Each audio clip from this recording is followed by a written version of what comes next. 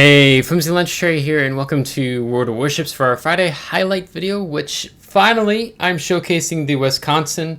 I've been trying to get footage the last few days, and it's been kind of weird, so I have two clips from two different battles, and then that's going to transition to more of the main event, which will be focusing a battle that happened in Mode Shuffle. But Wisconsin is a fabulous Iowa-class battleship, being the recent Dockyard. And one of the things that makes Wisconsin so deadly with her 9.406mm guns is her accuracy in terms of sigma, horizontal and vertical dispersion, where you can confidently aim across the map, and as long as you predicted relatively well where the enemy ship, their course, you are very likely to hit them. I would say, in my time of playing Wisconsin, there's not, I mean, there are a few weaknesses with the ship, but this ship excels so good. If you're a bad player, she'll make you an average player. If you're an average player, you'll play like a good player. If you're a good player, play like a great player. If you're a great player, play like a Unicum player. If you're a Unicum player, play like a Super Unicum player. This ship is just phenomenal in many ways, and she's honestly kind of what you desire for a high-tier battleship.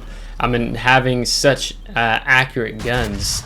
As this Petropavlovsk was fishing with his ASWs, we shut our ASW off just in time, barely. We're able to pop his side for 33,000 and getting some citadels. Wisconsin is definitely a battleship that really desires for the broadside in her positioning. So much of our team here, we're going to the 2-3-4 line, and I was like, yeah, I'll just go back out to mid. And one of the reasons I wanted to show you this clip, one is that you can see, we had a decent salvo opening up on that Ohio, 22 kilometers away. We had that decent, really accurate salvo on the Petropavlovsk, but it's actually this gearing player is going to illustrate the main reason why I wanted to show you this clip. I mean, we just shot at him 10 kilometers away with one turret, and all three of our shells landed.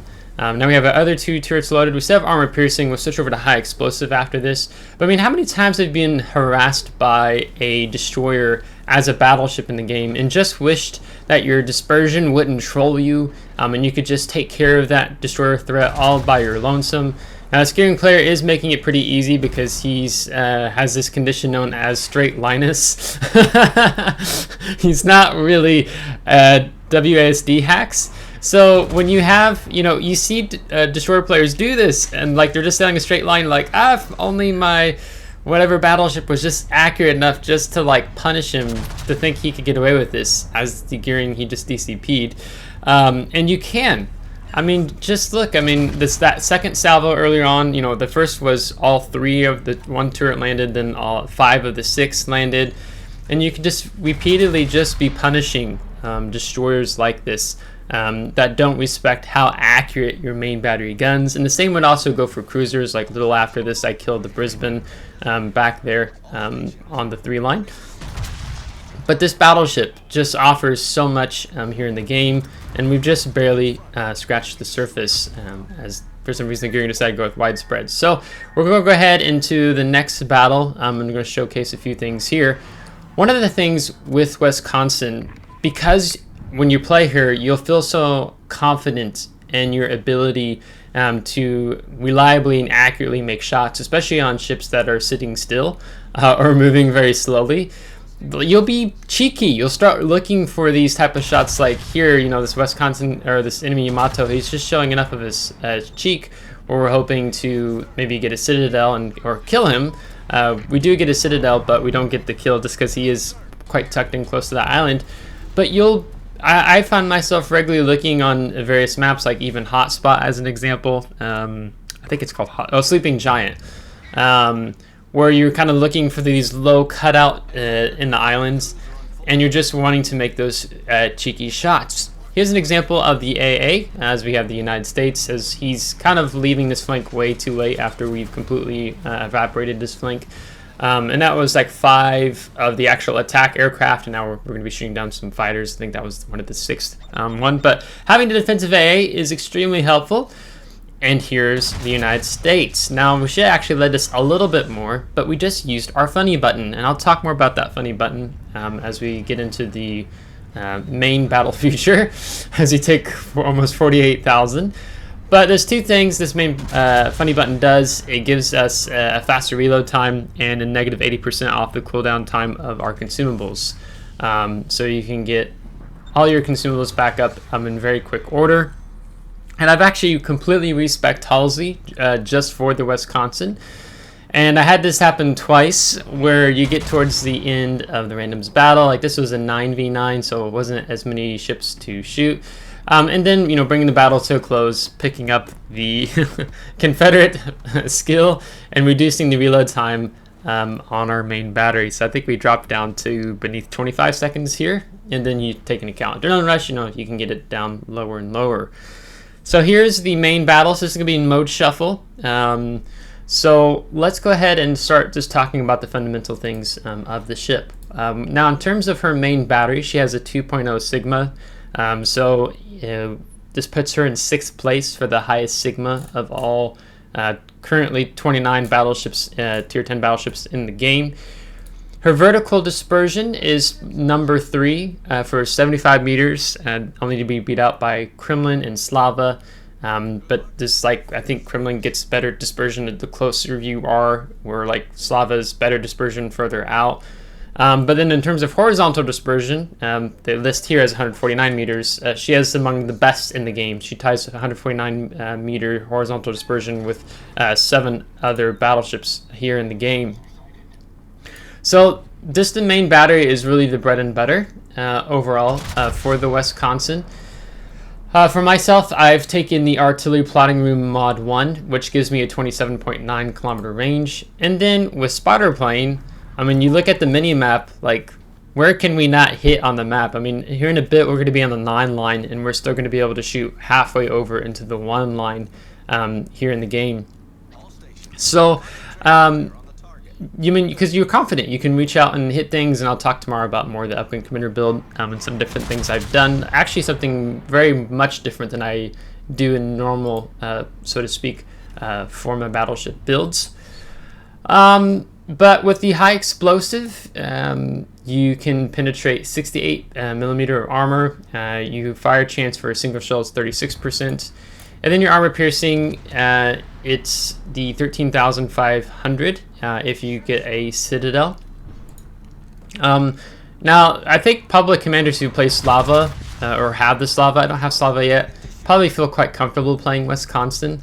I think Slava has the shells travel faster, have a faster shell velocity than the Wisconsin, from what I know of. I haven't verified that, but I'm pretty sure that's accurate, because the American heavy AP has a little bit of a longer shell travel time, so to speak. So you have a deadly main battery here, and then of course you have your ASW airstrike for dealing with submarines up to 11 kilometers away. Very helpful. You can talk more about that tomorrow as well. As this AFK Palmer's in the back, so we're going to switch to high explosive and just see if we can set a fire on him as we continue to try to deal with more of the enemy team. That's over on the 3-4 line. And then we need to talk about the funny button. the funny button. So the funny button, what it does is it's called the immediate systems reload, and it reduces both the consumable reload and the main battery reload for a short period of time. It can be activated after repeatedly hitting enemy ships with main battery shells. So it can only be used after hitting enemy ships with main battery shells. Progress per main battery shell hit is 6%. As you see that progress bar, we have almost 50% out here. As this Genon is trying to run away, and we were trying to get to this island here to avoid likely incoming torpedoes, and he's going to take a big hit here in just a moment. I think that was from maybe the Gooden, I think it's Battleship up on the 10 line. And we're going to get rid of him, and we're like, hey, maybe I switch back to high explosive to deal with the Palmern and see if we can set another fire on him. And then as we're looking around, we see a Yoshino. So I immediately switch to the armor piercing. And here's an example of just being confident in your accuracy at these longer ranges. And Yoshino's already has quite a vulnerable Citadel. So if I'm really confident about getting these shots off and I have to go up an island, I'll just go ahead and use the spotter plane just to help me feel like I have that much more better leading on the enemy team or the enemy player I am shooting upon. As I'm going to have to block chat out here because I made a cheeky comment, but it's probably not the best place for YouTube for that, as the enemy team is just really focusing the 1, 2, 3, 4 line. So going back to the combat capability of the immediate systems reload, so your consumable reload time is negative 80%.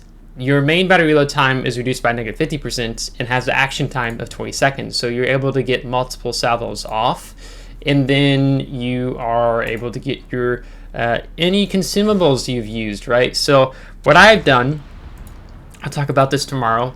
In the first slot on my upgrades, I've taken the damage control party modification 1. And with the build I have, my damage control party will last 30.8 seconds. And I'll break that down more tomorrow. But I can use my damage control party, useful for dealing with submarines, and you just want to keep fires off of you for a longer period of time, because as in Wisconsin, let me double check her survivability. Let's see, health. She has the, how would you say this? The 8th worst among tier 10 battleships, or out of 29 battleships, she places 22nd. So she's not that, she's a mid-range to long-range battleship. Maybe perhaps better in the long range, but the mid-range you get closer, you get more accurate salvos, and her concealment allows you, when you do the full concealment build, you can get your concealment down to 12.87 by sea, and then 9.26 by air. As we activate our immediate systems reload again, trying to get this breast before it runs away.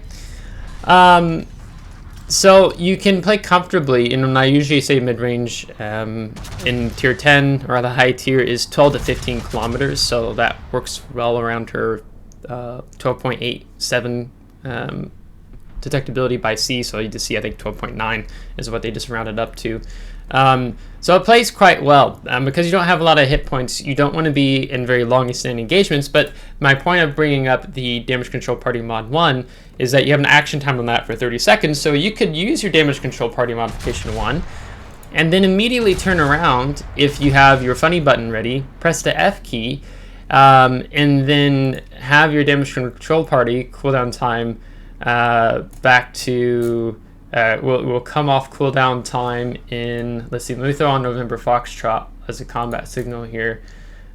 You could have it, and if you activate the effect, you'll have it back up in 15.2 seconds. Right? Like that's kind of crazy to have your damage control party back up off cooldown that quickly. And even we talk about your repair party, you can have that back much faster when you've activated the effect.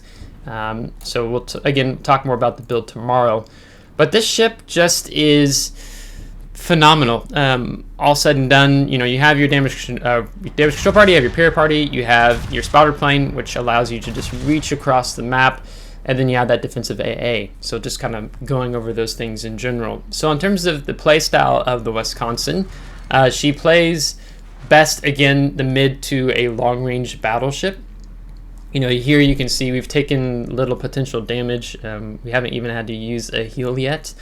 And she plays, you're looking to put yourself in positions, depending on the map, where you can get broadsides.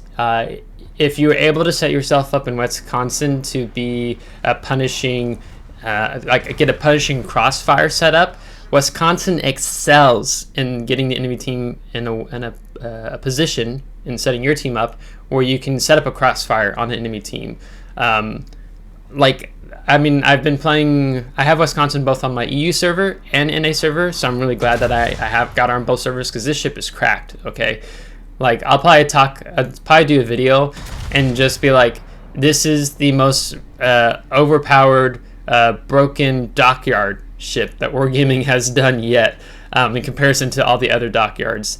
And this is a ship that I very much expect Wargaming to probably nerf in, I mean, probably several months. They don't typically nerf a new ship once it's come out live on server for several months, maybe a half year, maybe even a full year before they even consider walking that down. So if they were to nerf Wisconsin, I would expect them to nerf her accuracy in terms of her dispersion, just because, I mean, honestly, it's filthy. But talking about the armor scheme of the Wisconsin, she is a little bit more marginally protected, better than Iowa when looking at the WoW's wiki. So very similar armor scheme to Iowa, but it features Missouri's slightly armored, improved armor scheme of 38 millimeter, or armor scheme and 38 millimeter side plating. So she is, of course, more vulnerable to something compared to like the Battleship on her side armor scheme. She has the average 32mm bow and stern plating, 38mm deck plating, and the standard 19mm superstructure. So she feels quite identical. If you have the Missouri, the armor scheme is quite similar to that. It's funny when they talk about the pros and the cons. I think they should list a lot more pros here in WoW's wiki than they do. They only have 3 pros and 3 cons. The 3 pros are accurate main battery, high top speed, low concealment. Okay, I mean, I would add access to the funny button, the improved systems reload. You could talk about, it actually has a relatively decent AA. It's not weak, it's not amazing strong, but it's actually relatively overall pretty good. Maybe a few more things I could think about there. Your main battery range when you build for it, absolutely great. Cons: low HP, light armor, slow turret traverse. But the slow turret traverse it's standard, it's average, so they're really fishing for the cons here. Now this Elbing has 14,000 hit points, and we used armor piercing, so when he comes back up visible, you'll see how much we did with that 4 pins and 3 penetrations as we switched to high explosive because we had our funny button ready to go there, right? So Good and Lou's gonna eat all the torps, but he's healing back up. We had him, I think, under 2,000 because they have a buff for the heal.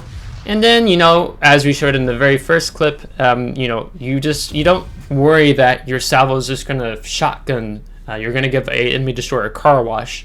As long as you've aimed decently well, your main battery shells are gonna land where you've aimed them at. So Wisconsin is cracked. She's just an amazing tier 10 battleship here in the game, amazing Dockyard ship. So hopefully you were able to pick her up during the Dockyard event. If not, this ship is just cracked. You're gonna just see this ship played so much here in the game. So we did over 177,000 damage. Of course, if this was like randoms, we had like multiple different achievements, stuff like that, but it's not. It's mode shuffle being very fun. 2,464 base XP, and we killed half the enemy team. So we're just able to collapse that flank really quickly, and Wisconsin plays really well on the flank as well because you can set up those crossfire shots where, you know, where you're shooting at the various broadside cruisers and battleships like the Yoshino. We wrecked with a dev strike there, and then damage received was very little in this game, and we mainly fired our armor piercing, as you should here, with Wisconsin.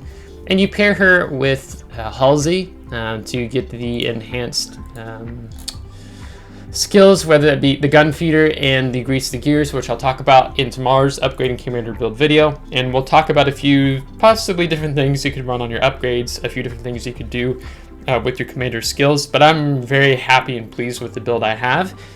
This ship doesn't, again, it's just such a strong ship. Like, when I'm playing it and I don't get a decent battle result, like, I know it's me. It's not the ship, right? There were some people who kind of said this ship was meh when it first came out, and I'm like, were we playing the same ship? This ship is cracked, man. It is really good. So when I have a poor game in Wisconsin, like, I know it's just me. Like, Wisconsin is just that good, in my opinion. So then, you know, you work on your positioning, you work on your map awareness, if you need to reposition, and just work on trying to land your shots a little bit better, so on and so forth. So tomorrow we'll do an upgrade commander build video of here on the Wisconsin. I was hoping to do this one a little bit sooner, so those of you who picked up the Wisconsin already, of course, can kind of figure out what you might want to do with the build. But Alas, we're going to do it tomorrow. So if you liked today's video, give a thumbs up. If you didn't, give a thumbs down. Subscribe if you do want to see more. If you have subscribed, thanks so much. I really appreciate it. And thank you to my Patreon supporters. And until next time, take care.